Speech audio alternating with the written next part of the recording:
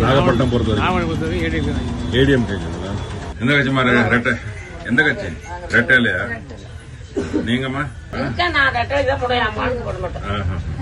எப்போதுமே ஏடிஎம்கே தான். உயிர் உள்ளவரை ஏடிஎம்கே தான். நாங்கள் ஏடிஎம் தான். நீங்கள் ஏடிஎம்கே தான். ஏடிஎம்கே தான். போன வாட்டி யாருக்கு போட்டீங்க நீங்க? போன வாட்டி திமுக போட்டீங்க. இந்த வாட்டி விஜய் போடலான்னு ஒரு வாய்ப்பு இந்த தடவை ஏடிஎம்கேக்கு இருக்கு. ஏடிஎம்கே இருக்கா? ஏடிஎம்கே தான் வரும். ஏடிஎம்கே தான் வருங்களா?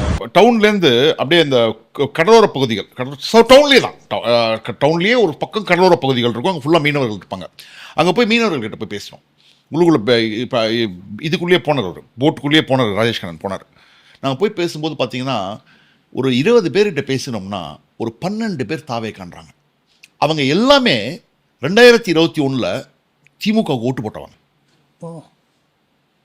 விசிகா ஓட்டு போட்டோம். ஏன்னா 6 வருஷம் நவாஸ் வரவே இல்லை சார் தொகுதி பக்கம். ஸ்டாலின் தலைவர் தான் கொஞ்சம் ஃபயரா இருக்கிறாரு. ஆனா விஜய் அதுக்கு மேல கொஞ்சம் ஃபயரா தான் இருக்கிறாரு. போன வாட்டி யாருக்கு போட்டீங்க நீங்க ஓட்டு? ஸ்டாலின் தான் போட்டான். இந்த வாட்டி இந்த தடவை தளபதி விஜய் தான் போடுவான். அப்படிங்களா? Okay sir. ஐயா வணக்கம். போன வாட்டி யாருக்கு போட்டீங்க நீங்க ஓட்டு? டிஎம்கே தான் போட்டான். இந்த வாட்டி பரம்பரை கட்சி டிஎம்கே தான்.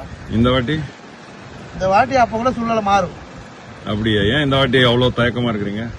நாட்டோட நிலைமை ஏன்?